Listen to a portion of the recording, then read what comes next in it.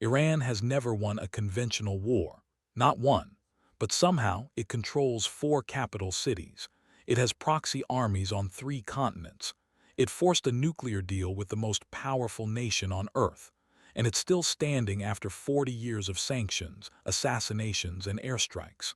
How does a country that loses every battle keep winning the war? That's what we're going to find out. To understand how Iran fights, you first have to understand something uncomfortable.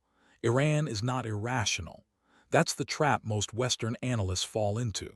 They see the religious rhetoric, the death to America chants, the apocalyptic framing, and they assume they're dealing with fanatics who don't calculate. They're wrong. Iran's foreign policy is one of the most coldly rational, strategically disciplined operations on the planet. And if you don't understand the doctrine behind it, you will misread every single thing Iran does. You'll misread its proxies. You'll misread its nuclear program. You'll misread why it allows itself to get hit and doesn't retaliate until suddenly it does. We're living through a moment right now where that misunderstanding has real consequences. The Middle East is arguably more unstable than at any point since 2003. And Iran's fingerprints are everywhere: Gaza, Lebanon, Yemen, Iraq, Syria. Not as a conventional army, but as an architect. Let's start with the most important concept in Iranian strategy, the axis of resistance. This isn't a military alliance in any traditional sense. There's no joint command. There's no unified army. It's something far more sophisticated, a network of non-state actors that share an ideology, receive Iranian funding and weapons, and operate with significant autonomy. Hezbollah in Lebanon, Hamas and Islamic Jihad in Gaza, the Houthis in Yemen, the Popular Mobilization Forces in Iraq, various factions in Syria. Here's the genius of this structure. Iran can deny everything. When a Houthi drone hits a Saudi oil facility, Iran can say, "Not us." When Hezbollah fires rockets into Israel, that's a sovereign Lebanese decision. The fingerprints are there, but plausible deniability is built into the architecture. And it's not just about denial. These groups actually do have their own interests, their own local dynamics. Iran doesn't control them like puppets. It's more like Iran created conditions for them to thrive, and they serve Iran's purposes because those purposes align with their own. This is what military theorists call strategic autonomy of proxies, and it's almost impossible to counter conventionally. If you bomb Iran, the proxies don't disappear. They've been built to survive without Tehran's direct command. If you bomb the proxies, you're fighting in Lebanon, Yemen, and Iraq simultaneously, while Iran watches from a distance, bleeding you dry. Sound familiar? It should. It's the same logic the US used in Afghanistan and Vietnam, except Iran is much better at it. Here's something that rarely gets said out loud. Iran doesn't necessarily want a nuclear bomb. What it wants is the option of a nuclear bomb, permanently. There's a concept in arms control called nuclear latency, the ability to build a weapon quickly without actually having one, and Iran has mastered it. By enriching uranium to 60% purity, well beyond civilian energy needs, but below weapons grade, Iran sits at a threshold. It can cross the finish line in weeks, maybe days, depending on who you believe, but it doesn't cross it. Why? Because a bomb ends the game. The moment Iran tests a nuclear device, it faces a coalition unlike anything it's seen. The ambiguity is the weapon. Every time negotiations stall, Iran advances its enrichment slightly. Every time there's a deal on the table, Iran walks back slightly. The nuclear program is a pressure valve, a bargaining chip that only works if it's never cashed in, and the West has played directly into this. 3 U.S. administrations have now negotiated with Iran over this program. Iran has received sanctions relief, international engagement, and diplomatic recognition, all without giving up the core capability. That's not a failure of Iranian strategy. That's the strategy working. The bluntest assessment: Iran is running a permanent nuclear blackmail operation, and the international community has accepted the logic of it. Now here's the question skeptics always ask: how does Iran sustain this? Sanctions have crippled its economy. The rial has collapsed. Ordinary Iranians are suffering. Surely the regime can't hold this together indefinitely. This is where you have to understand something deeply uncomfortable about authoritarian resilience. Iran has built what economists call a resistance economy. Not a strong economy, a durable one, designed to function under maximum external pressure.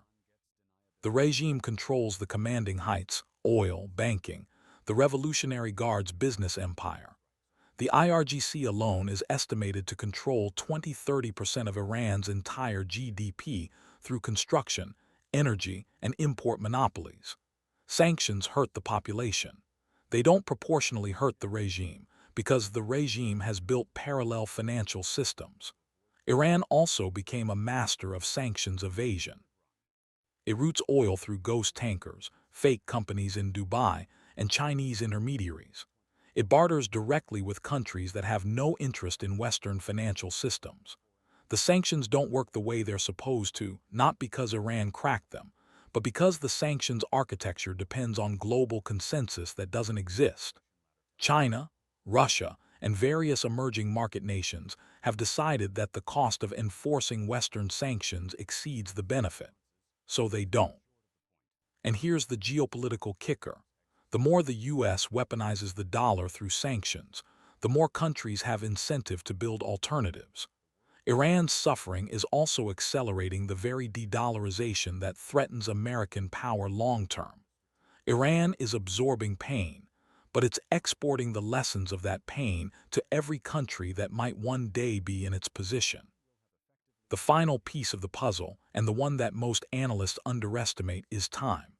Iran thinks in decades, not election cycles. The Islamic Republic has a theological political framework in which struggle against American and Israeli hegemony is not just a policy goal, it's an existential identity. The revolution doesn't end. The resistance doesn't conclude. There's no finish line that, once crossed, lets everyone go home. This creates an asymmetry that's almost impossible to resolve militarily. The United States changes presidents every 4 years. Israel changes governments every 2 years on average. The Gulf states are constantly recalibrating based on oil prices and regional threats. Iran has had 2 supreme leaders in 45 years. The ideological framework is consistent. The strategic direction barely changes. And Iran has learned, specifically from watching American foreign policy, that the U.S. cannot sustain long campaigns without domestic political costs. Iraq, Afghanistan, each intervention created more chaos that Iran exploited. Iran doesn't need to win the battle. It needs to make the battle too expensive for the other side to keep fighting. This is a doctrine called forward defense in Iranian military literature, pushing the conflict zone away from Iranian territory and into the enemy's sphere of influence. Lebanon is the buffer.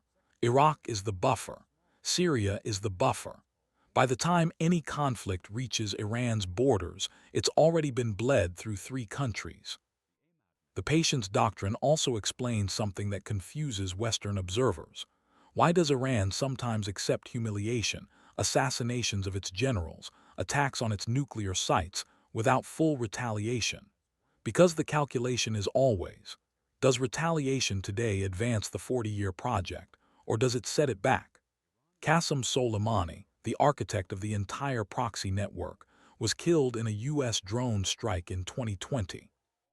Iran's response was a symbolic missile attack on a U.S. base in Iraq that killed no Americans. Then it absorbed the loss and rebuilt. That's not weakness. That's discipline. Here's my take, and I know this is going to upset people on both sides. The Western foreign policy establishment has fundamentally failed to understand Iran for 40 years, and they're still failing. The failure isn't just analytical. It's structural. Western governments need to show results in 4-year windows. Iran is playing a multi-generational game. That mismatch alone guarantees that Iran will continue to extract concessions, absorb pressure, and advance its strategic position, regardless of who's in the White House or the Knesset.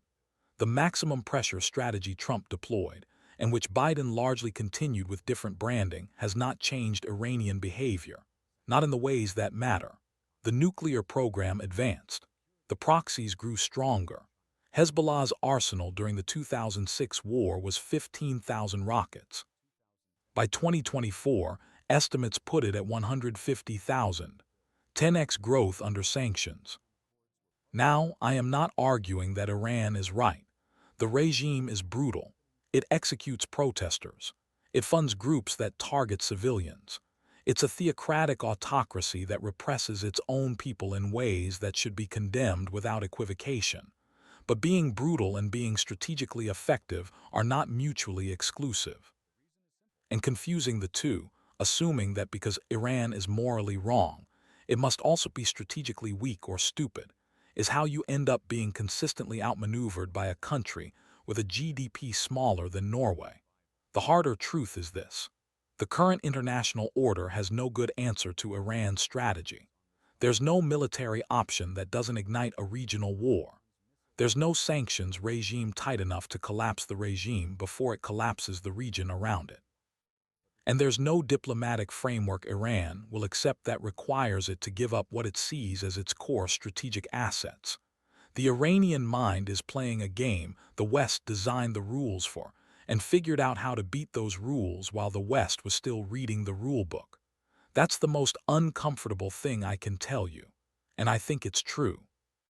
So here's where I want to leave you, and I genuinely want your answer on this, not just a comment to boost the algorithm. If Iran's strategy is as coherent and effective as I've laid it out, and if the current Western approach has demonstrably failed to change it, what would a successful counter-strategy actually look like?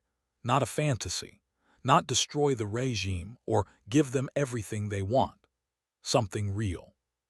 Something that accounts for the patience doctrine, the proxy architecture, the nuclear latency, and the resistance economy. Because I've read a lot of analysis on this and I haven't seen a convincing answer. Maybe you have one. Or maybe you think I've gotten something fundamentally wrong in this video about Iran's intentions, its capabilities, or its limits. Either way, I want to know. Because honestly, this is one of those topics where the stakes are high enough that getting it wrong at a policy level costs lives. What do you think the West is missing?